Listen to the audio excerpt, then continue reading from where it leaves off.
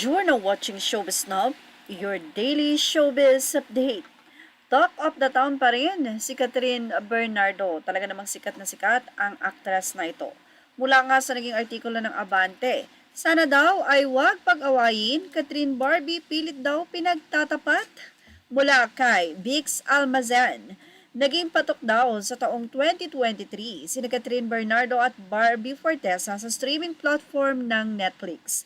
Dalawa sa teleserye ni Barbie ang ipinalabas sa Netflix. Una nga riyan ang hit teleseryeng Maria Clara at Ibarra kung saan nagsimula ang Barda Love Team nila ni David Licauco.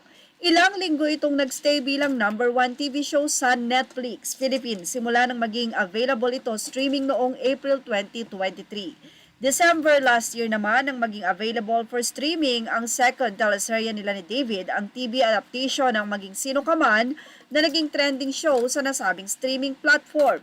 Kahit patapos na ang taon ay humabol ang pelikula ni Katrina Very Good Girl at kahit ilang araw pa lang ito available for streaming ay nakamit agad nito ang top 5 most watched non-English films sa Netflix sa buong mundo para sa week ng December 25 to 31, 2023.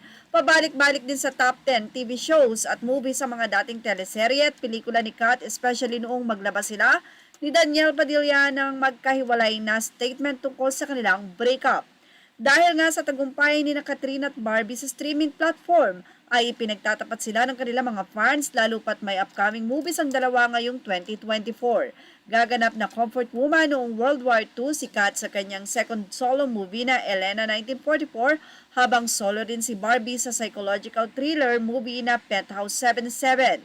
Mukhang Elena 1994 versus Penthouse 77 ngayong taon. Girl, this is the kind of numerical titling sinihan rambulan that I live for, say ng isang netizen sa ex-dating Twitter. May ibang netizen na ang wish ay dalhin sa 2024 Metro Manila Film Festival ang tapatang Catherine at Barbie. Hindi rin naiwasan ng ilang netizen na pagkumparahin ng achievements at talents ng dalawa. Popularity at box office kay Catherine while acting at dancing ay kay Barbie naman. Maganda ang mga ganyang klaseng pagtatapatan dahil mas lalo pa nilang ginagalingan, pero sana huwag maging OA ang ibang panay na aabot pa sa punto na magsisiraan ng mga idolo. Nakuha ha? Dapat support lang at no to bashing. Yun na nga. Well, ano masasay nyo? Congratulations kung ganoon kay Barbie at kay Catherine na pareho nga pumapalo sa takilya ang kanilang mga proyekto. At yan ang ating Showbiz Now update. Images are all credit to the rightful owners and thank you for watching Showbiz Now.